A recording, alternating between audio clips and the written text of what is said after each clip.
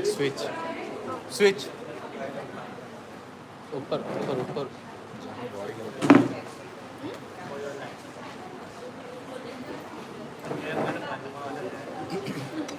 Please, आवाज नहीं आवा थोड़ी का. Good morning everyone, and special good morning to Shikra ma'am and Jayesh for being here. Welcome again to this 2022-2023 series of English GUETA lectures. With great pleasure, I present today's speaker, Dr. Swati S. Kapadia. I'll invite Ashish to welcome our ma'am with flowers. Ashish, please come. Swati. Welcome, ma'am. एक minute. You want her on stage? You want her on dais? Okay. I invite Swati ma'am on dais.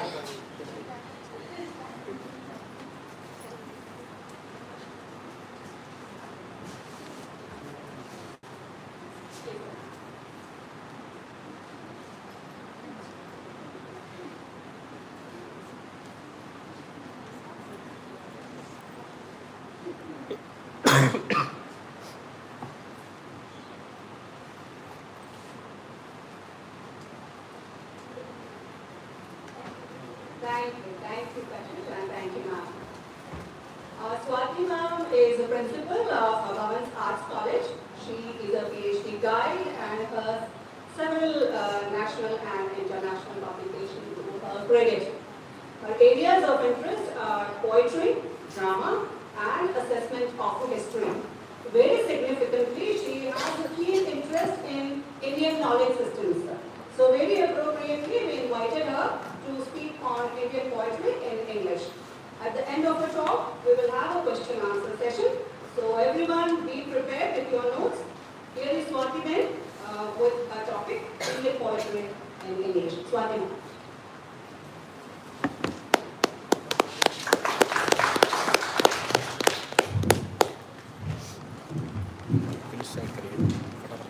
क्या mic.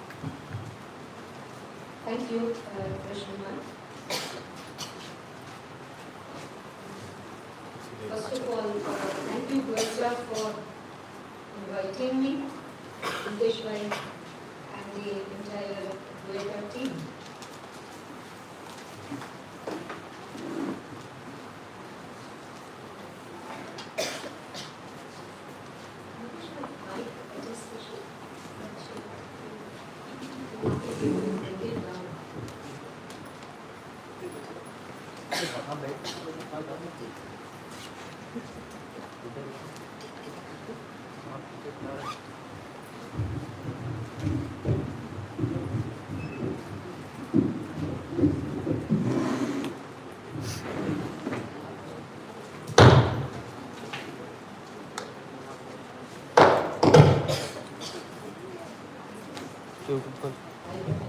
YouTube.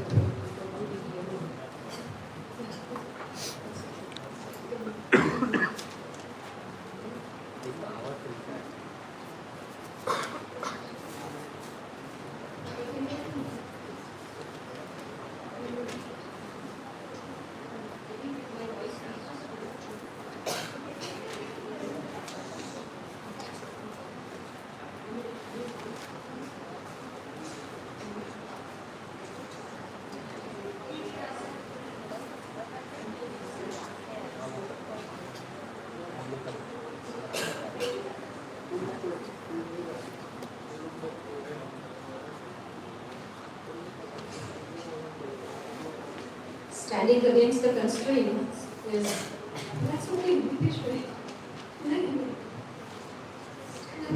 That's fine. I keep it like this. I don't need this. Wait a minute.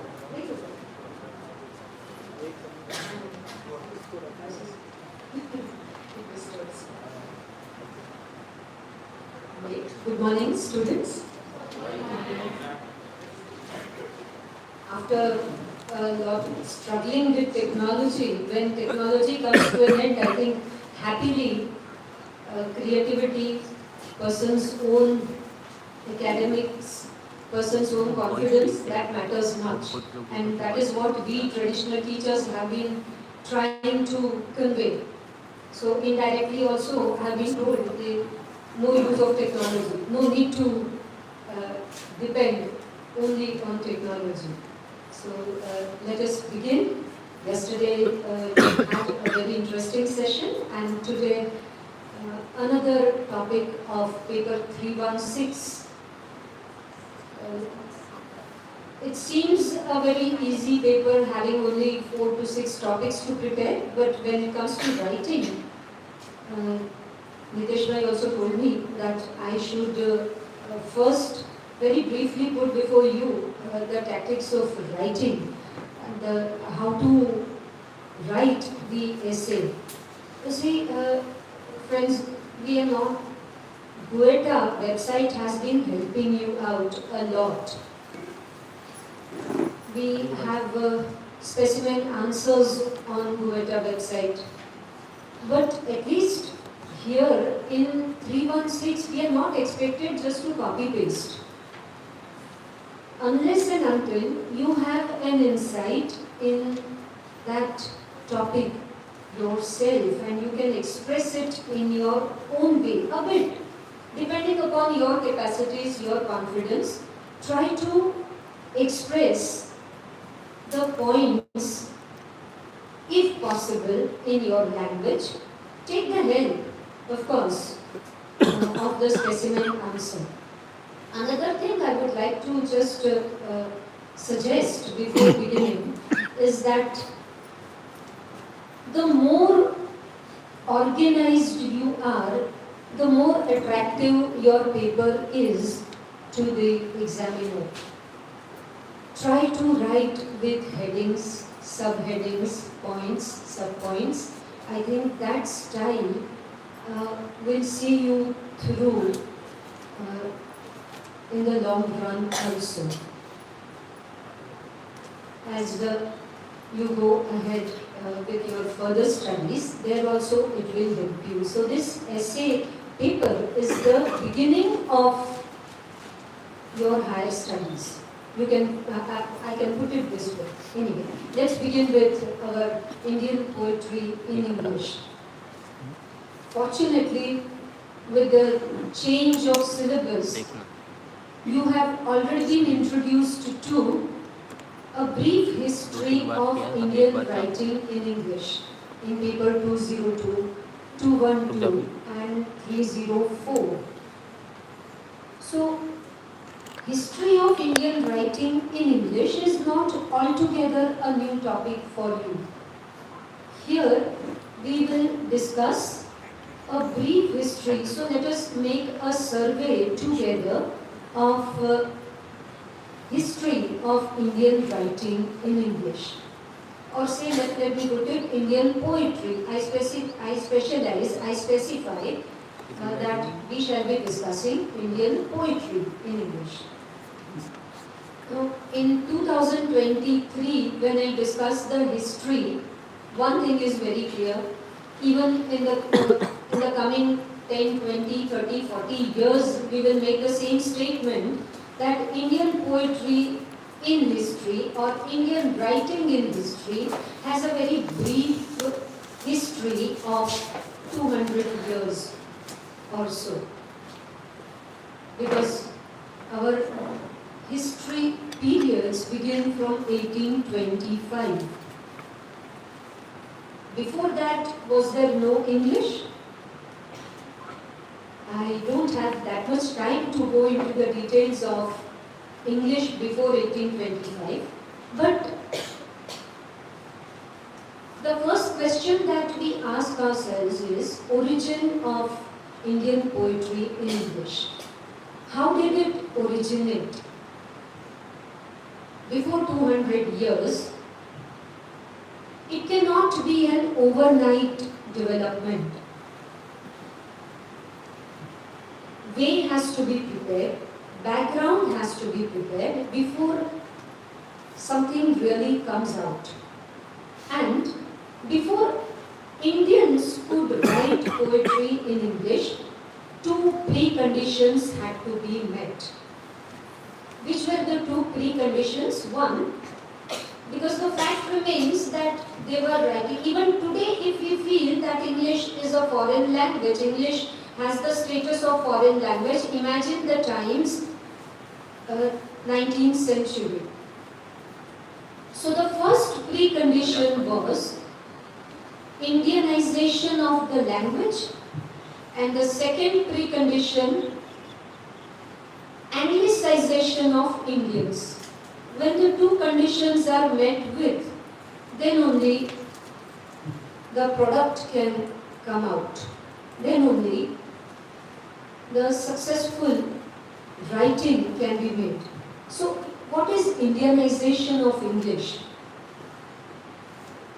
If you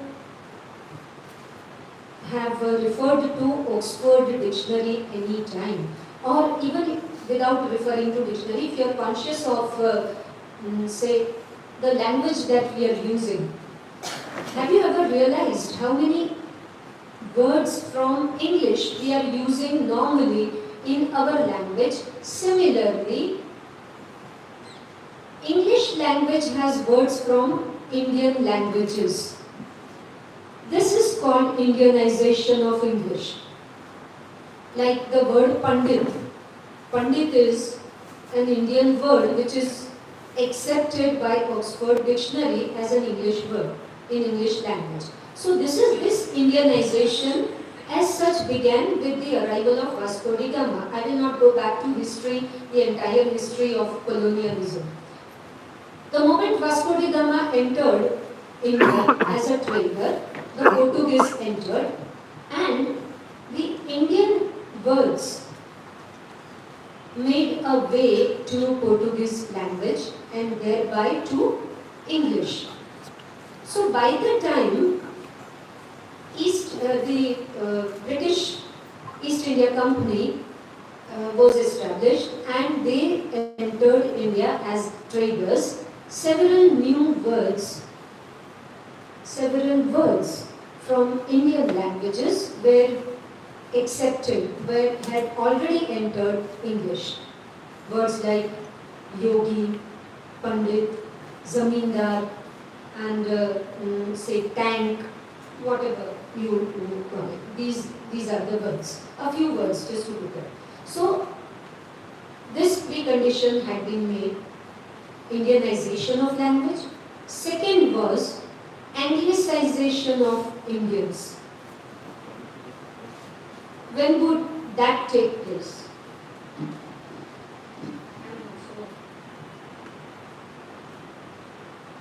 Second is Anglicization of Indians. Indians would adapt to English ways, English language, English style, then this was possible. To put it very briefly, this happened when the British became a powerful colonial power in India. When from traders they became the rulers. This was possible. And this started with 1757, the Battle of Plassey. Then gradually, slowly and gradually, they got full control over Bengal. First they acquired the revenue administration, then the administration of criminal justice. Then in 1817, Raja Ram Mohan Roy founded the Hindu College, which in 1855 was named Presidency College. These are all landmarks. But the final stroke was Macaulay's Minutes. Macaulay's Minutes in 1835. And Macaulay, in his minutes, he insisted that Indians should be exposed to European science and literature through the medium of English language. And English education in India began. This was the starting point. And then, from Bengal, the Indian writing in English had its origins. Indian poetry in English breathed its first in Bengal, not even the entire Bengal, but it was specifically limited to a few elite families in Calcutta, today Kolkata. So a few elites in Calcutta who were privileged to have English education, they started writing Indian poetry in English. So this is the background of origin. Now let me hurry up with the next point. They didn't have its own identity. It has faced, Indian poetry in English has faced several challenges. I wouldn't say problems, but several challenges. At least until independence, even then after. And the first is identity crisis. So students, my first point is origin. Second point, if you are writing, identity crisis. What is this identity crisis?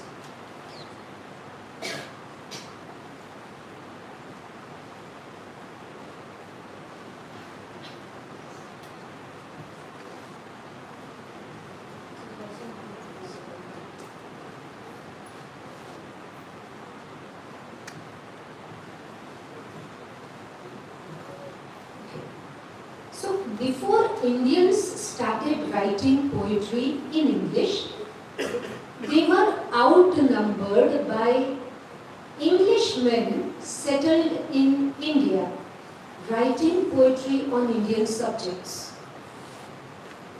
So, England or the Britishers were the colonizers. They did not grant a separate national identity to Indian poets writing in English. For years together, Indian poetry in English remained a part of, a segment of English literature, and it was called Anglo-Indian Poetry, which included Englishmen writing on Indian subjects and Indians writing in English. So for years together, it was called Anglo-Indian Poetry. There was an anthology published in 1840. It was called, the selections from British poets from Chaucer to the present day in 1840. And it had a supplement of Anglo-Indian writings, which included poetry or poems written by Kashi Prasad Ghosh, our Indian poets, and Henry Beersley. So for years together, Indians had to struggle for their own identity. The first attempt to attain independent identity was materialized in 1930s and 40s by a historian, by a critic called K.R. Srinivas Iyengar. Very courageously, he brought out Indo-Anglian writing, giving dominance, giving more importance to the Indian component. And after independence,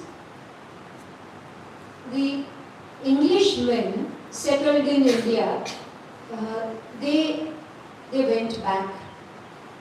This problem did not remain in India. Secondly, the number of Indians writing in English increased, and finally it was after independence that Indian poetry in English got its own identity, and the word Anglo was removed, and it came to be known as Indian English poetry, Indo-English poetry, Indian poetry in English, and so on. Then the next is second issue, the second challenge that Indian poetry in English has faced is the problem of periodization. This is the second problem. Now, we are pretty sure of periods of English poetry or say English literature can we periodize Indian writing in English this way? Because number one, there are several challenges to periodize Indian poetry in English. Now I'll focus only on poetry, not on literature in general.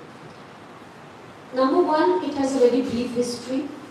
Number two, the poets who have started writing in one era, if you attempt an periodization, they continue in the second era. On what basis should we periodize Indian poetry in English? Several attempts have been made. A scholar, a renowned scholar called V.K. Gokak, he tried this, and it was a very simple kind of periodization, a span of 25 years for each period. Would this fulfill the requirement of a proper period of Indian poetry in English? No. Thematically, technically, spirit-wise, it did not suit. So this periodization was refused, a span of 25 years. Then the broad periodization would be pre-independence and post-independence. But even in pre-independence periods, there has been transition, there has been change from time to time. Indian poetry in English has not remained the same as it was in 1860 or say 1870. It was different in 1920. And so we can go to the periodization that you are familiar with. M.K. Naik's periodization, which you have studied in paper 202. What is it? Up to 1857. That is called the beginnings. 1857 to 1920, the winds of change. 1920 to 47, Gandhian era. 47 and after, that is independence and after. This periodization. There also, there are certain challenges. I will not go into the challenges right now, but the periodization that suits Indian poetry in English has been suggested by Makarand Paranjpe. Makarand Paranjpe suggests 4 periods so far. Then the periods may increase, the periods may change as with the passage of time. But right now, in 2023, it is appropriate to discuss 4 periods of history. And to begin, first is colonialism, 1825 to 1900. Nationalism, 1900 to 1950. To round up, we are in the habit of rounding up figures, otherwise it is 1947, but to round up. Then 1950 to 1980 is the period of modernism, and 1980 onwards is postmodernism. These are the 4 periods. Let us begin with colonialism.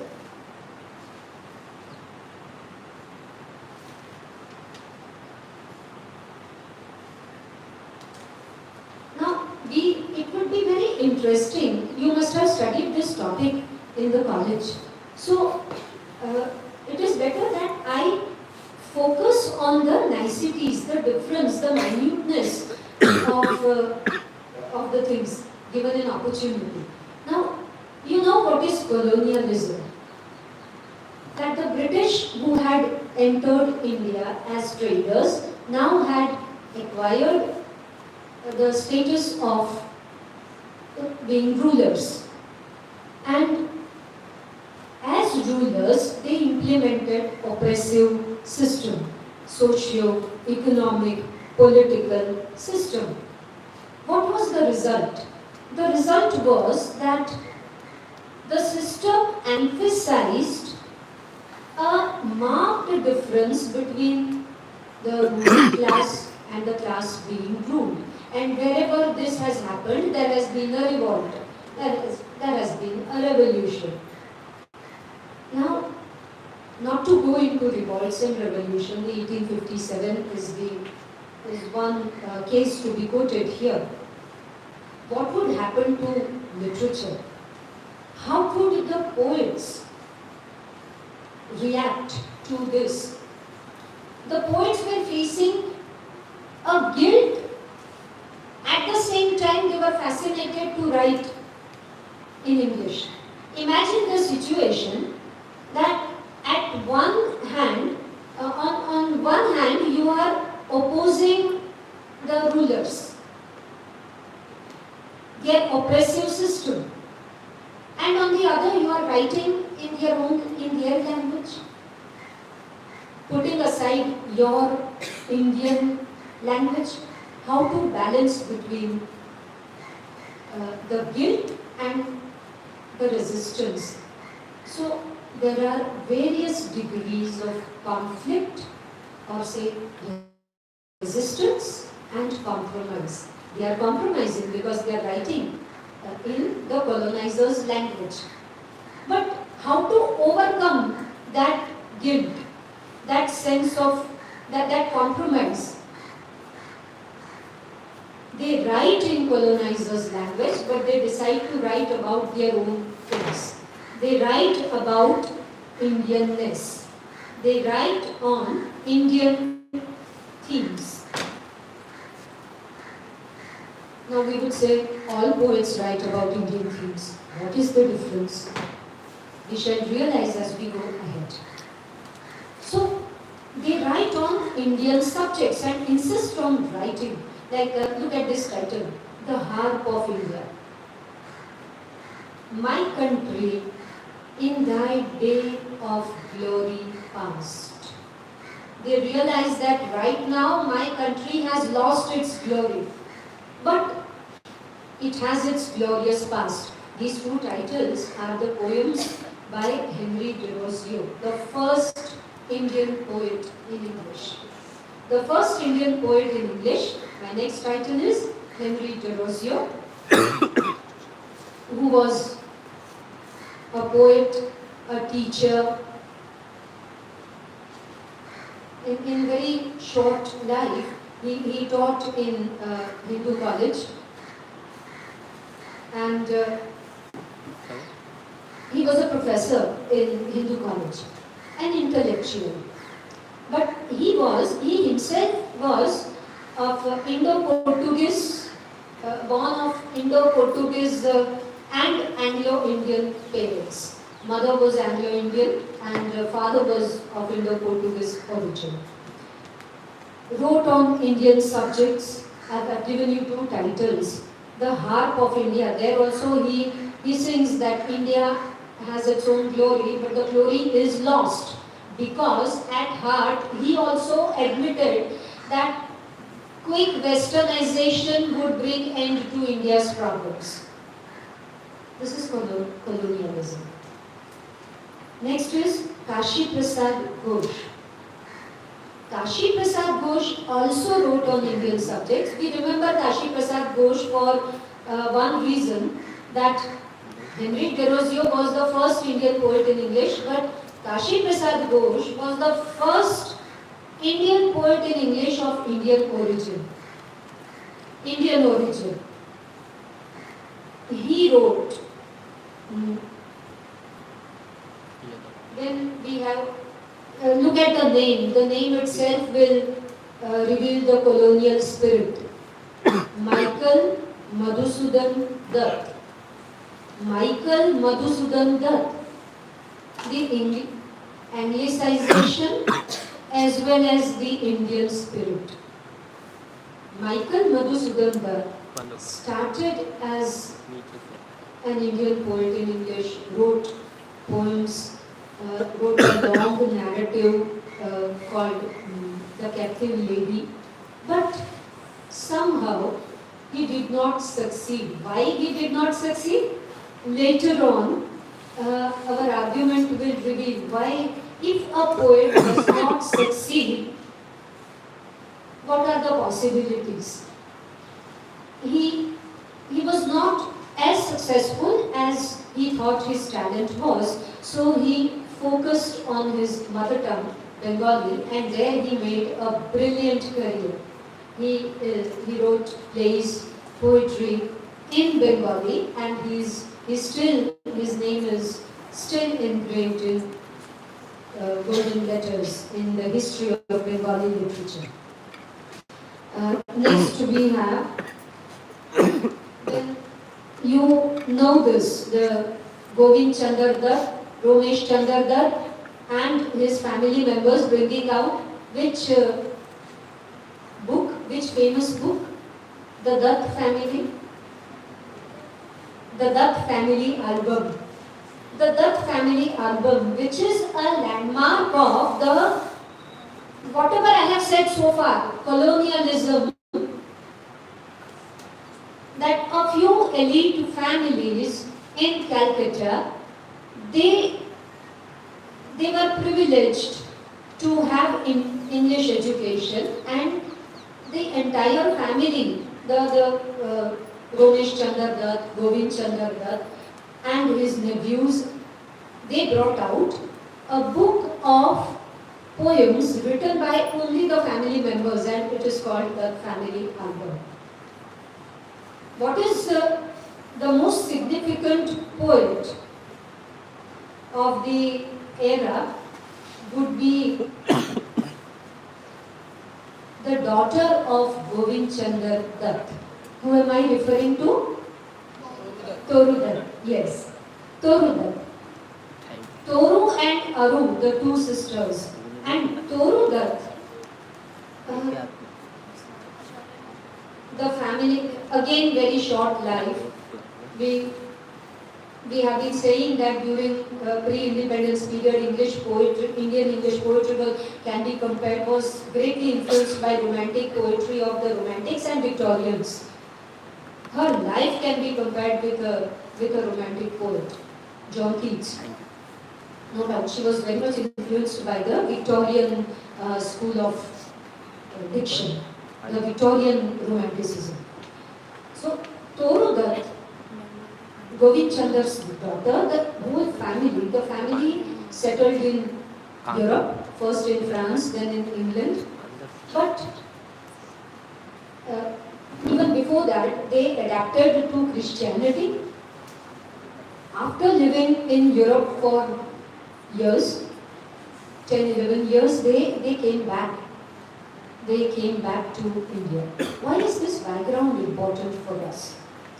We would feel that Toru Dutt had adapted the Christian values, but her insight, her interest, her knowledge of Indian myth and her pride for Indian myth was not affected by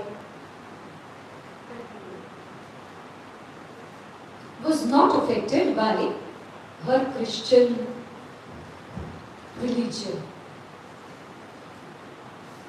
First, she translated from French into English. She translated French poems into English.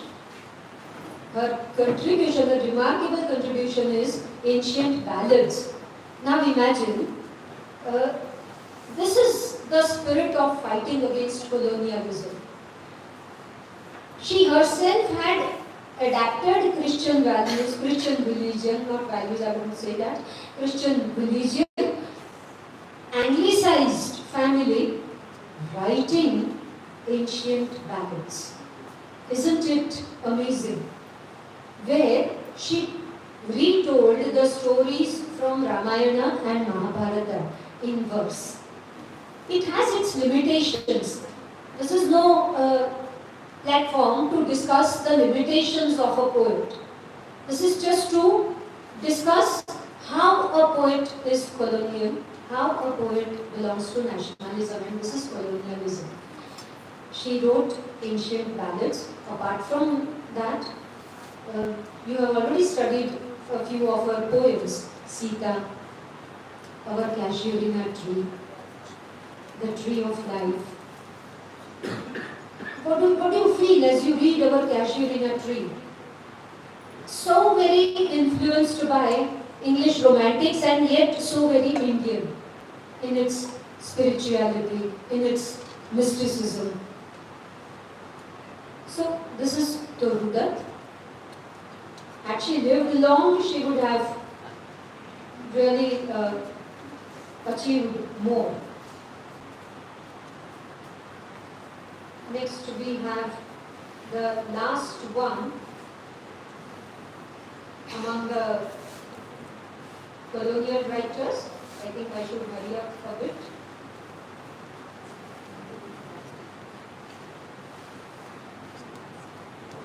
And that is Manmohan Ghosh. Manmohan Ghosh. One introduction of Manmohan Ghosh I would like to give, and I think that will specify everything. That he was who was Manmohan Ghosh? If I ask you to introduce Manmohan Ghosh, how would you do that? What do you remember of Manmohan Ghosh? You tell me. The elder brother of Aurobindo, who is till date considered to be one of the greatest Indian English poets. Manmohan Ghosh is the best example of what happens when a poet, it applies to any person, when a poet separates himself from the roots. He should be like both brothers had the same kind of upbringing. They had a very strange upbringing, traumatic upbringing. The father was a very stern, eccentric man. The mother went insane. The father sent the brothers to a boarding school, but which boarding school? To a girls' convent. Then they were sent abroad for higher studies. Now, with this kind of bringing up, Aurobindo turned out to be reflecting the Indian spirit at its best. And Manmohan Ghosh ended up a lonely, sad, isolated figure. He lived and died very unhappy life in India. You know, he was abroad where he was very friendly with the writers of the decadent movement, the Rhymers Club and all, if you can relate to English history, Lawrence Benyon. He wrote to him in a letter because he was forced, after his father's death, he was forced to come back to India. He wrote in a letter to this man, to his friend Lawrence, the thing I dread the most is going back to India because I'm very much at home with my surroundings here. I don't know anything over there. There I will be completely out of sympathy with everything. I don't know people, I don't know the language. And this is exactly what happened. There is always something missing in Manmohan Ghosh's poetry, and that is what he thought in his life, because he never lived a happy life in India. Now, as we come to modernism, we will evaluate this again with reference to Nissim Ezekiel. What was his response? Because he was actually an outsider in India. How did he react to it? So Manmohan Ghosh, away from his roots, had a very unhappy life. And this is where colonialism ends. Now we come to the next period, and that is nationalism, 1900 to 1950.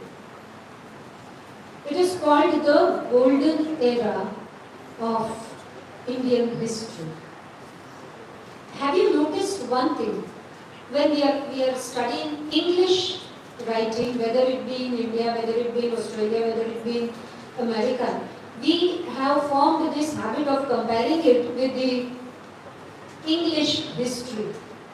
And just notice one thing, that India is roughly 50 years behind England in terms of its literary history.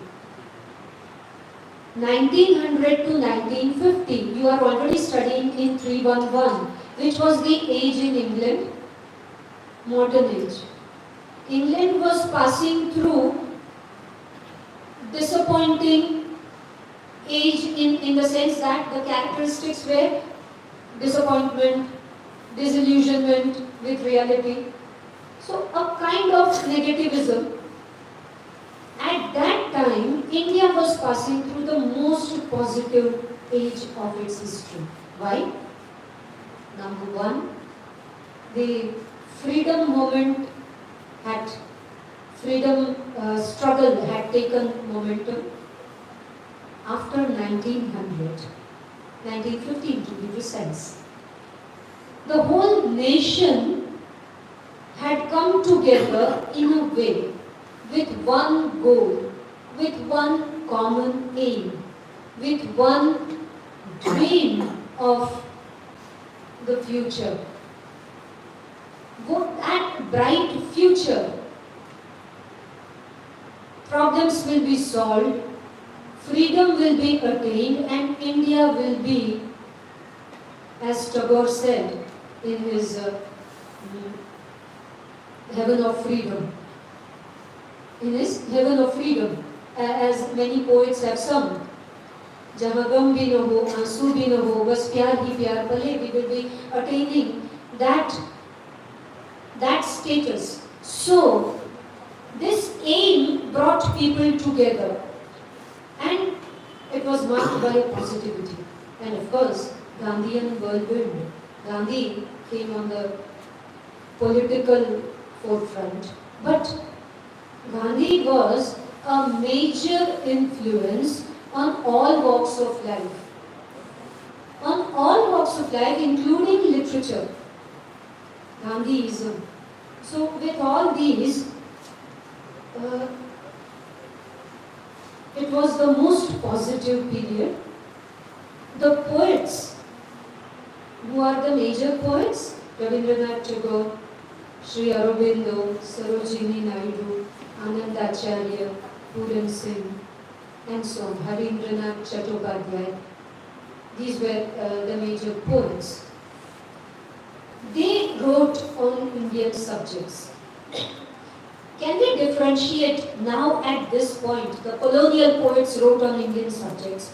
At every point I have been saying that the poets wrote on Indian subjects.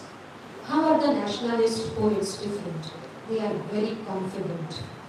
They are very confident. They have realized their ideological, moral supremacy over the British. Why should we be under the spell of the British? They have realized their own glory, and they are very confident. Now the first poet is Aurobindo. Let us go to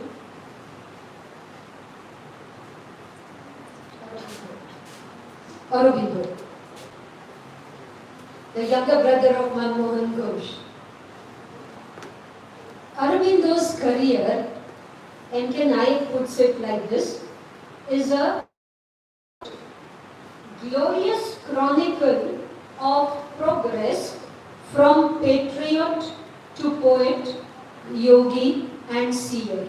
It sums up his career.